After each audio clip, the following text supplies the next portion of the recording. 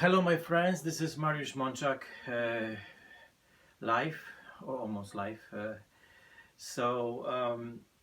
Today I would like to talk about grand détache and using all the things that I told you already in previous few videos, because grand détache is the key, the most important bowing that all the other bowings spread up from this. So if you understand well how to do it, then you can actually be able to put that knowledge to other bowings that are kind of branches of that bowing.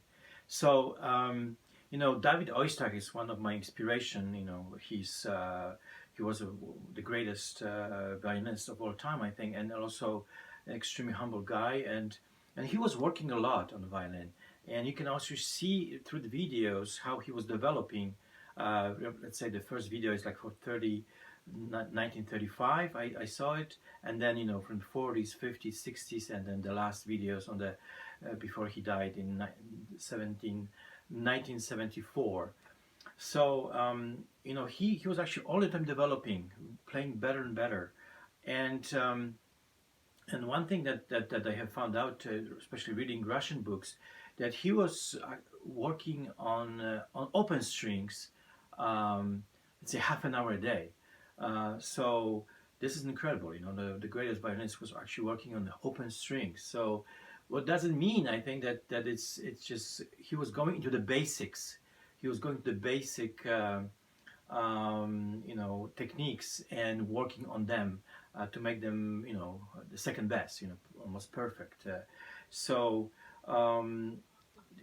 what I'm trying to say is that when you're working on a grand détache, also start with the open string, because open string gives you kind of you can concentrate on the right hand. Of course, we all want to play Brahms concertos and Tchaikovsky concertos, but start with the open string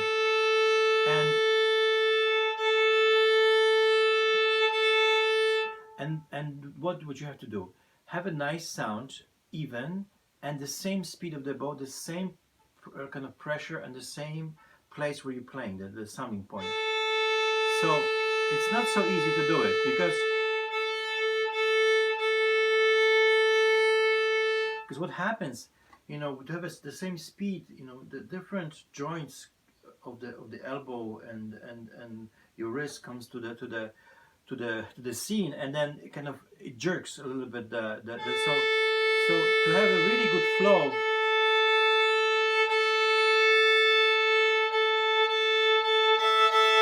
so especially here at the top, when you change the bow, do it a little bit like in a round motion in the right hand. Not like really like this, but more like this, round. So you will feel that it's.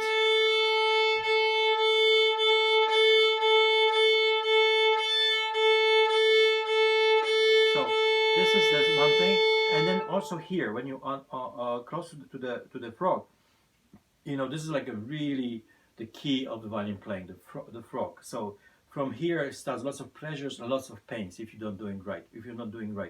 So read also Galamian books about the triangle position, but also here also it's a round movement. It's not like this. It's a round movement. And I talk about this, already. That like I said, the whole cosmos is kind of the circular motion. The Earth is going around the sun in circular motion. The wheel. The how the everything flies. Everything, even atoms are kind of going the motion in circular motion. So in a way, the whole cosmos is built in a circular motion, because I think this is the most natural way, also energy-wise, also to conceive the energy of what you do. So if you're doing here, also change the bow in a way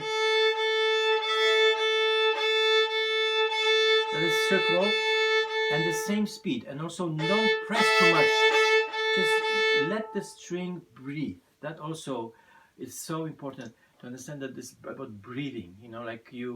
Dorothy DeLay was saying about the right hand is also it's our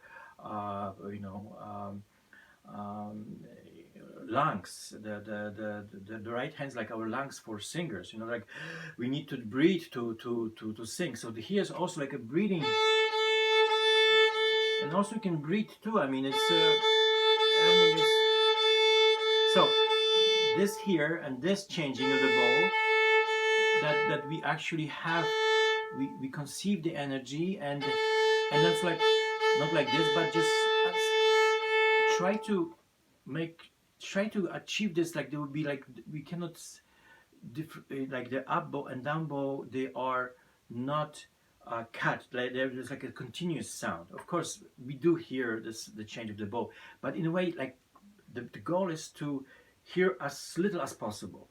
So it's in a way like a legato in a bow, like you are doing legato. So this is this two keys, and then like you're starting the bow, it's like the first, and then you're in the middle of the bow, and then the elbow comes in, and then it's also very often I also this problem, like my elbow goes too much like this.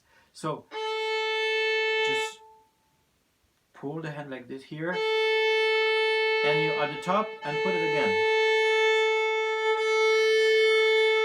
And so give the the same speed, and make it sure that it's like this like very natural way, and you don't squeeze anything. Don't squeeze, and you can feel it in the open string that we need to, like here we're taking off the weight of the bow. Then here we put it a little bit from the wrist, and then here again a bit more. So Leopold Auer was saying about the right hand that is the wrist who makes the pressure, and he was right. Of course, everything makes a little bit pressure, the weight of the body of your hand and everything, but it's actually the wrist who is the the chief regulator of the pressure of the bow.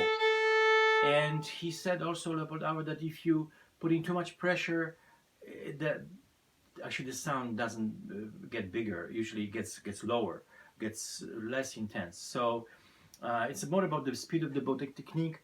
So if you work on that on A string, you can work on a D string. And also very important, you see, when you have the bow, the angle of the bow. So I'm going to talk about the angle of the bow next time. But if this is about the grand détache, so you go.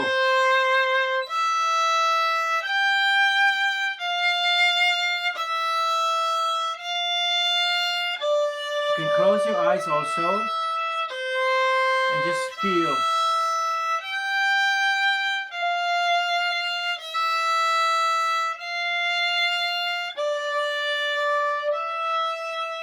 Yeah, so truly, make sure that this is pleasurable experience, that you like what you do, and you're in control. Okay, take care, all the best, and have a good day. Bye bye. Nadia, practice.